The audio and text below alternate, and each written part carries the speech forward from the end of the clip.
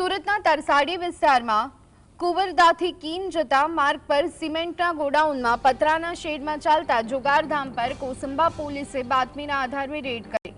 આ રેડમાં 9 જુગારીઓને ઝડપી પાડવામાં આવ્યા, જેમાં ભાજપના 2 હોદ્દેદારો અને ધી કોસંબા મર્કેન્ટાઇલ કોઓપરેટિવ બેંકનું ડિરેક્ટર શામેલ છે। ઝડપાયેલા આરોપીઓમાં સંજય પરમાર કે જે તરસાડી નગર ભાજપ ઉપપ્રમુખ, દિગ્વિજય અટુદરિયા તરસાડી નગર શક્તિ કેન્દ્રના સંયોજક અને મહેન્દ્ર રામાણી કે જેઓ બેંક ડિરેક્ટર છે, તેમનો સમાવેશ થાય છે। પોલીસે આરોપીઓ પાસેથી 2.32 લાખ રોકડ, 10 મોબાઈલ ફોન સહિત 6 લાખથી વધુનો મુદ્દામાલ કબજે કર્યો।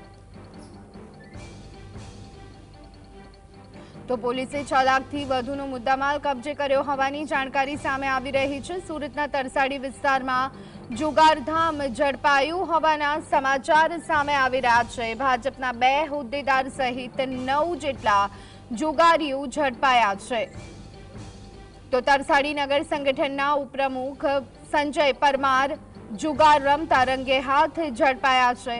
દિગ્વિજય અટુદરિયા નગર શક્તિના સંયોજક છે, તેઓ પણ જુગાર રમતા ઝડપાયા હોવાનું જાણવા મળી રહ્યું છે। મહેન્દ્ર રામાણી કોસંબા મર્કેન્ટાઇલ બેંકના ડિરેક્ટર છે અને તેમને પણ ઝડપી પાડવામાં આવ્યા છે।